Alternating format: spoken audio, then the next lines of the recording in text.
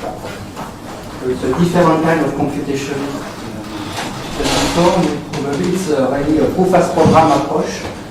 So how to compute directly with a proof. So it's quite old work, a few years ago, so maybe some of you already know. I apologize. So the usual way to think at Markov principle, since I'm here in Bonn, is to hear, but Markov principle, it's a clear realizability, it's realizable by unbounded search. Okay, there is also the dialectica, which is a bit more refined. It takes the proof and it extracts a set of potential weakness in the proof, and then there is some trick things with the contraction rule to collect the one good weakness among a couple of possible weakness. So somehow what I'm doing here is roughly to do the same computational content as dialectica, but directly as a proof, not as a realizer coming after the extracted from the proof, and generalize in a framework which works in predicate calculus, and not only in arithmetic. Basically, it's extracting the computational content of Friedman A translation since Friedman A translation captures Markov's rule.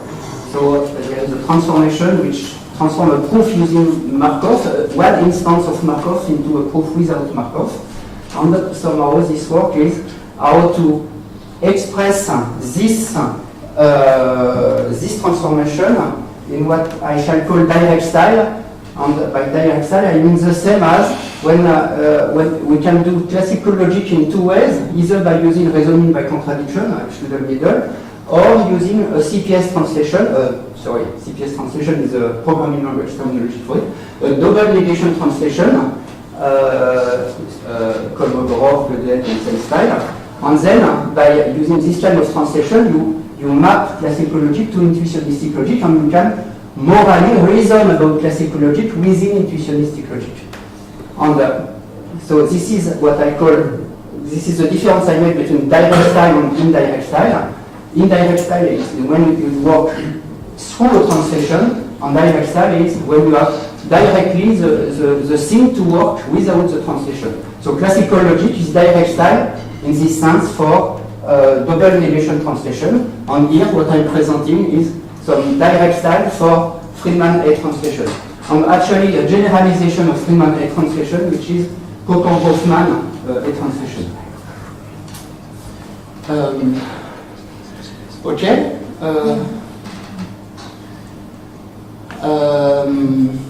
So this, so now I already said what is in the two first slides.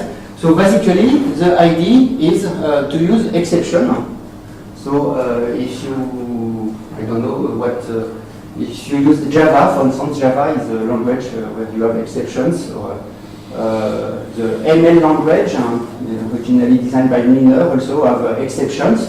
So typically, this will be exceptions, which we can think also as a weak form of computational for classical logic, since it's known since magic discovery by Griffin 30 years ago, 28 years ago, that there is a programming construct for classical logic, which is control operators, something called call-CC.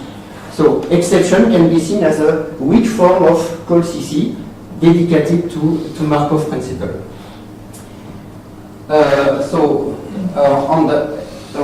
Just maybe a little details, not important for the whole picture, but when we consider exception in programming language, there are two ways to think at them: statically or dynamically.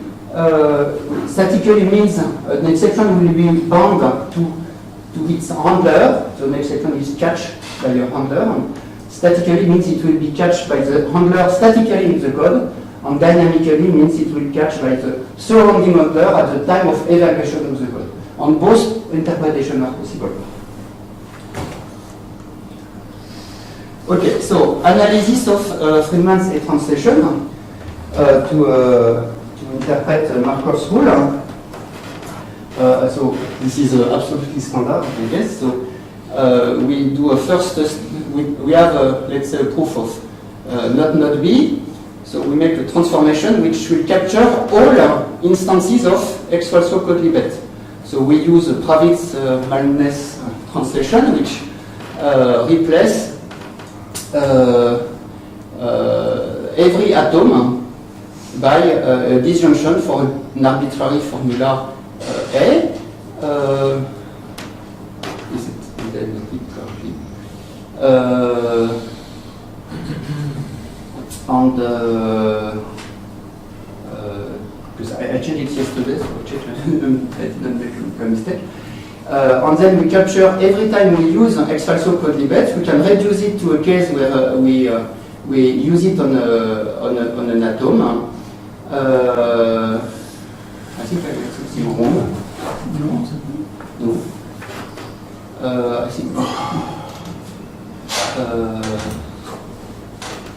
And every time I use X-falso Quodlibet, I replace it by an injection to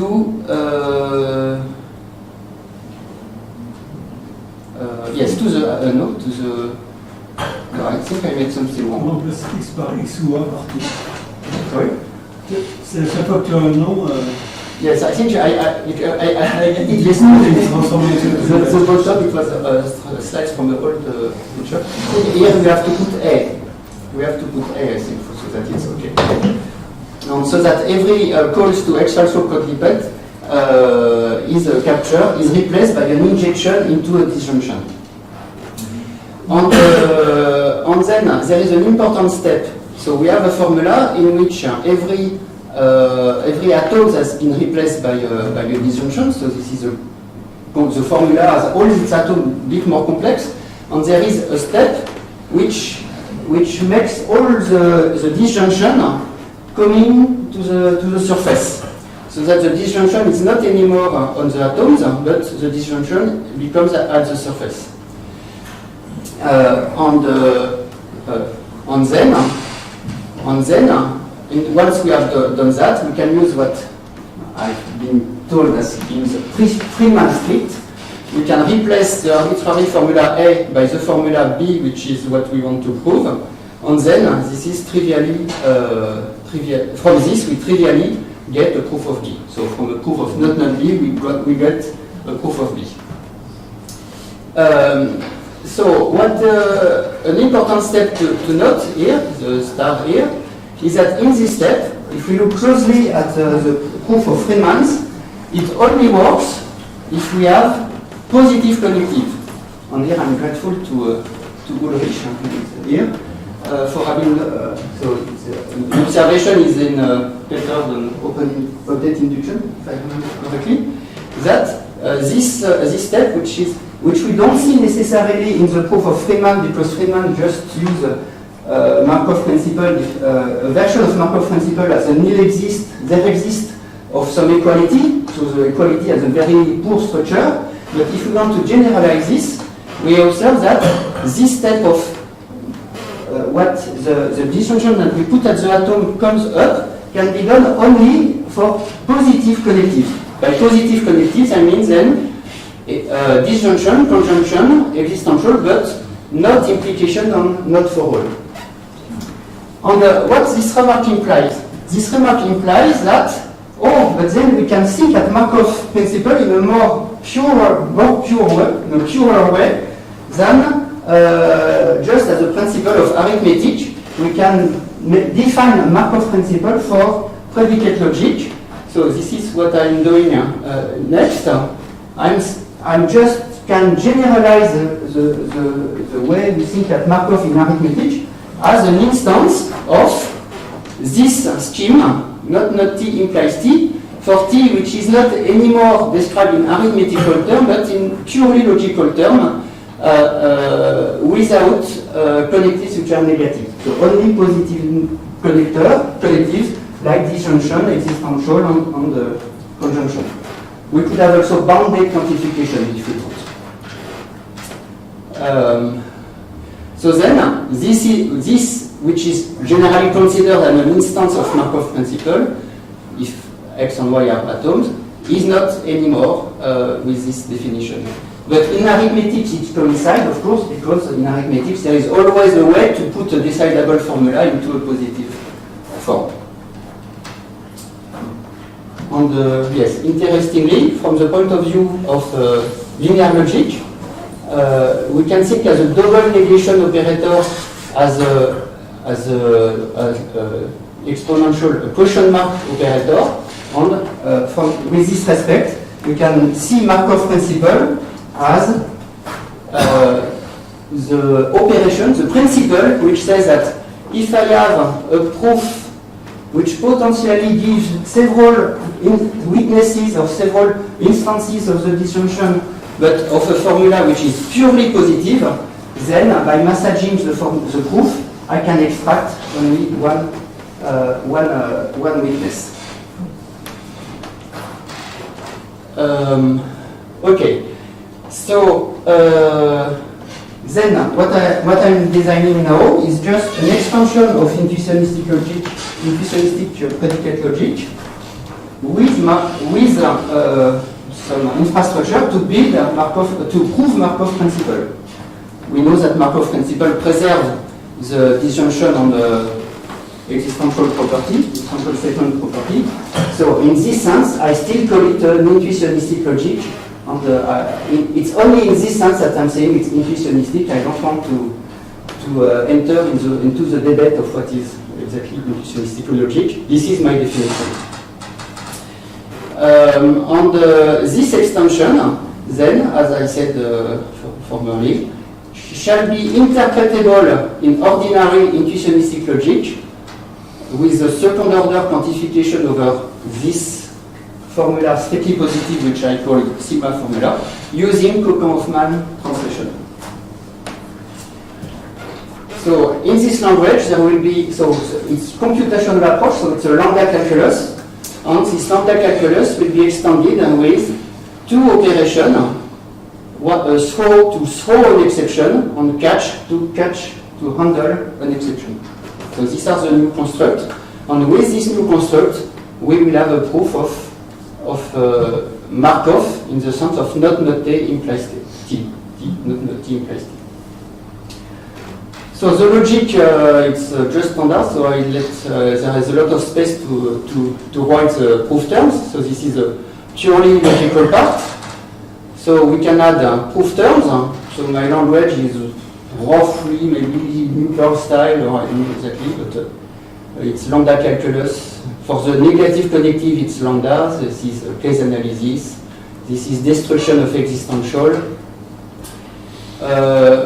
So I take the tuple as a negative construction. So as we know, there is two ways to think at conjunctions. There is a negative and the positive version of conjunction.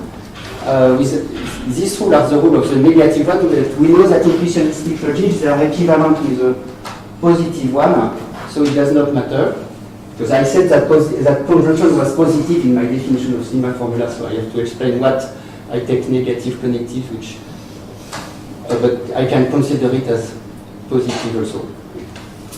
So then, how to do to get Markov?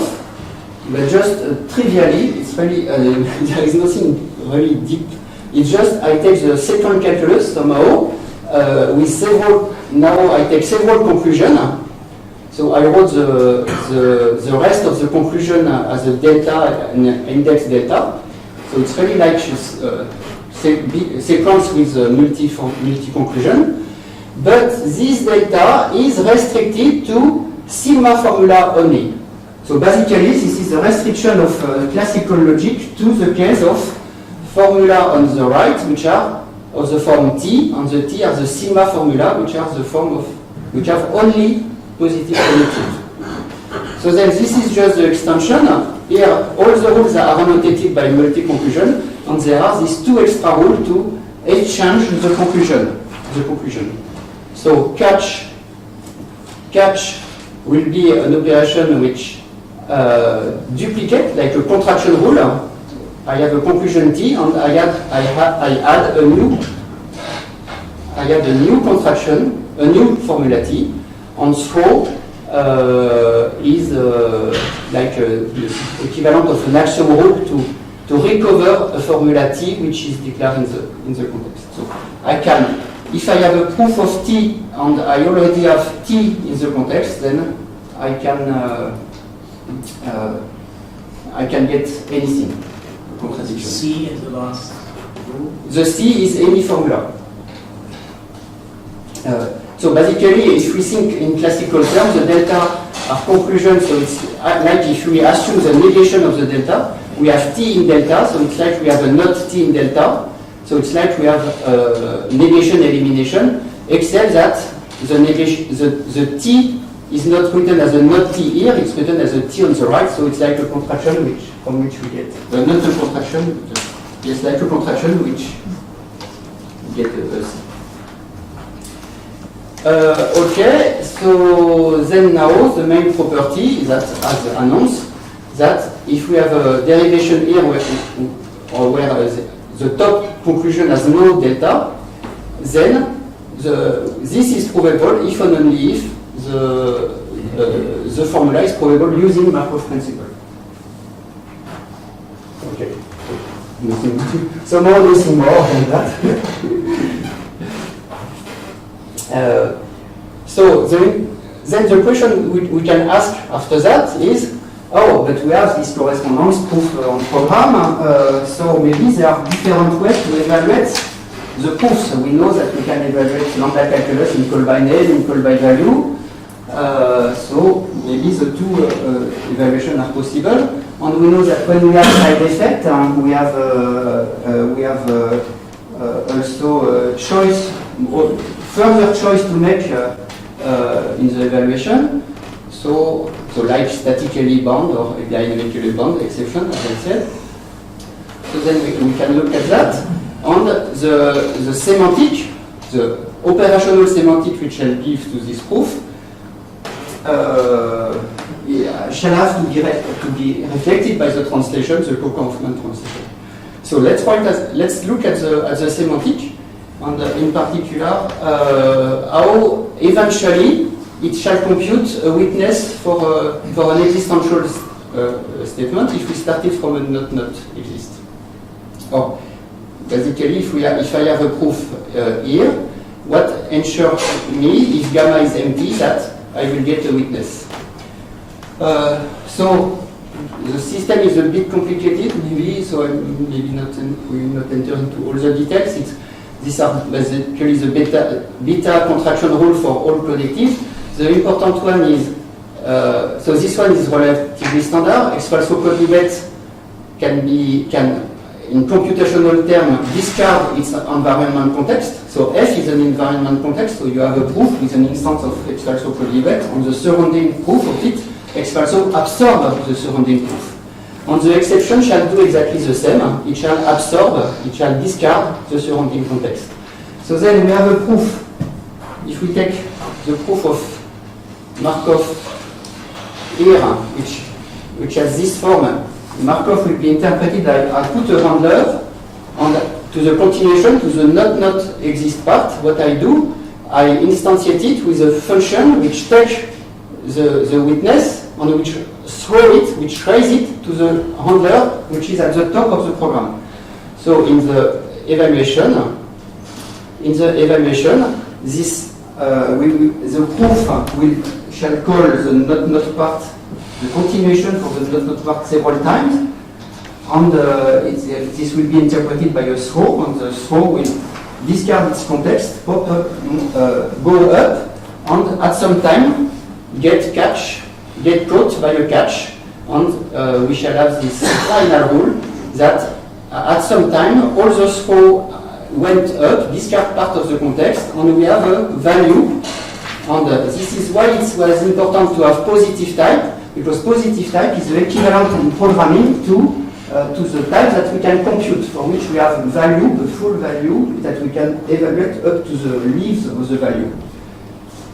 And then there is no implication, no functional, no closure, no for all. So there is only something that we can compute finitely. and this is the final call to extract the witness, and to internalize the process that I described here of moving the formula, the disjunction on A, moving it on the top. Okay, maybe. So these are standard properties that we have with this system, like subject reduction, progress, normalization, and the existence and disjunction property. So this is another way to explain how it works. If I have a proof of not exist B of X, it shall necessarily have this form, if I put it in normal form, and the computational content will be to interpret the lambda kk as a catch, and every call to k as a throw, and the computational content will be to erase everything so that one of the throw in an arbitrary way, for instance in a pair we have to make an arbitrary choice to evaluate on the left or on the right, but the throw will eventually, this one will pop up to the catch and eventually return this. So it's an internalization in the evaluation process, in the cut elimination process of what happens in Friedman's transition. And so here is my my generalization of Coulter-Hoffmann A transition. It was designed for arithmetic at the beginning. So this is a generalization which works in predicate logic. There is just a quantification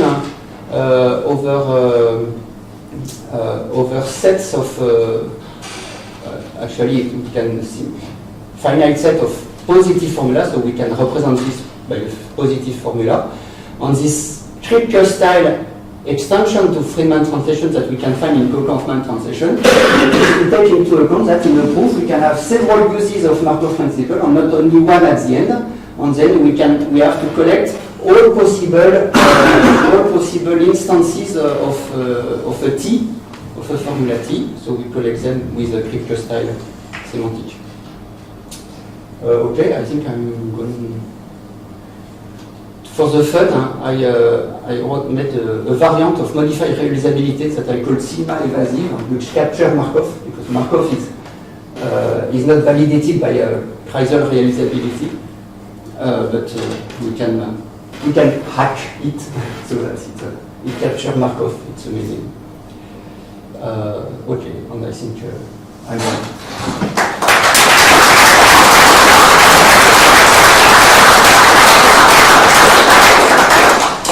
Questions?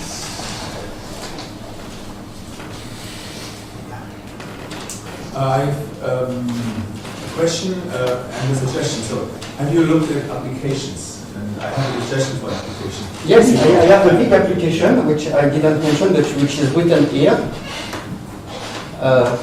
Is that, for instance, for computing with completeness proof. We have the bottom. With the bottom, we cannot have an intuitionistic proof. We need Markov principle. So now we would not have to modify the model and say, we will take Folieball model so that we don't need Markov principle. We can take the usual definition and it works with this interpretation of Markov.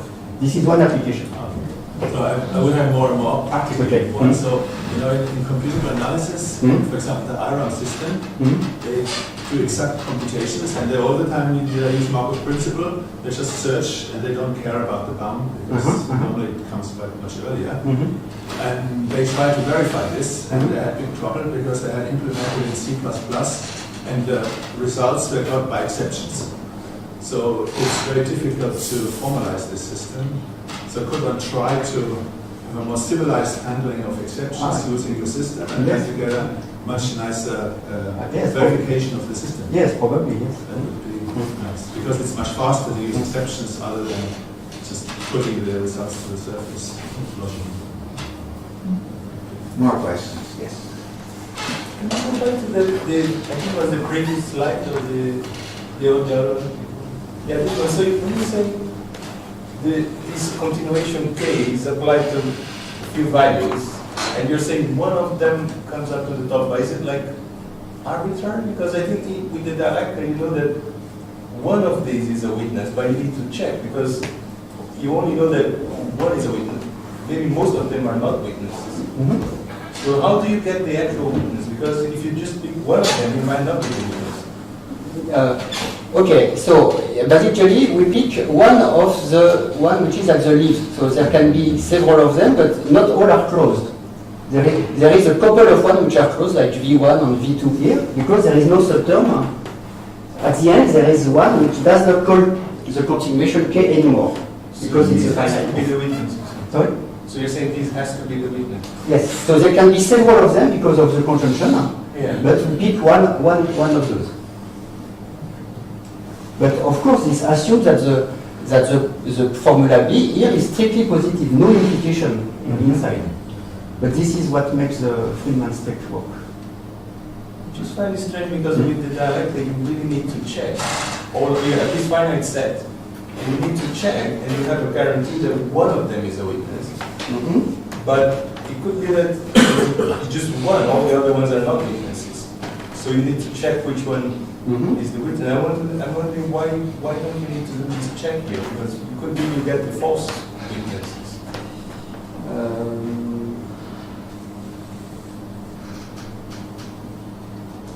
I can't answer just like this, but I guess that this can be translated to dialectica, and maybe there is a different way to test what is the right witness than computing and looking at whether which formula is true or false by looking at the proof instead. That there is another way to do it.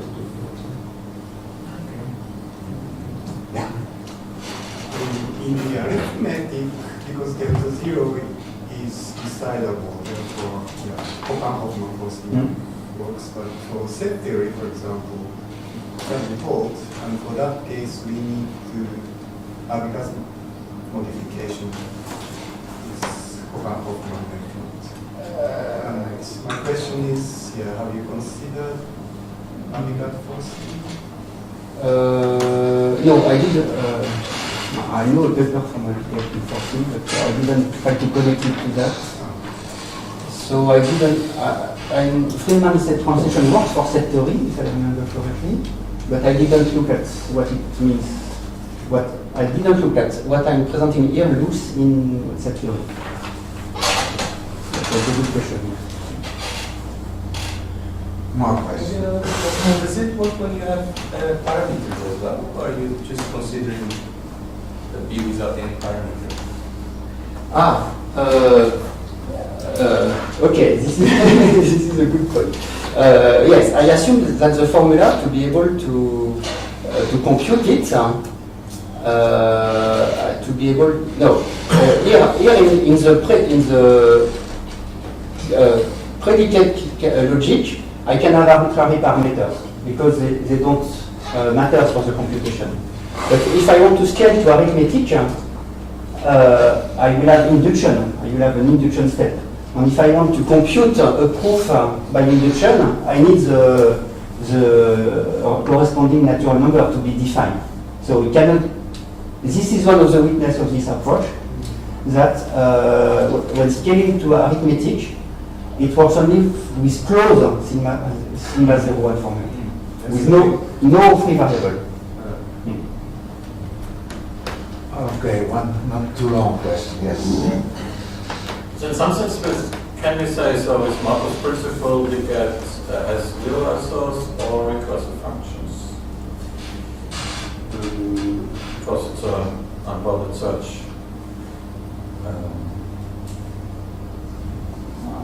I would say no, but I'm not sure I understand the question. So There is no- if yes, and the question is how do you deal with decidability then of realizers? I mean, there is no unbounded search here. In this system, there is no.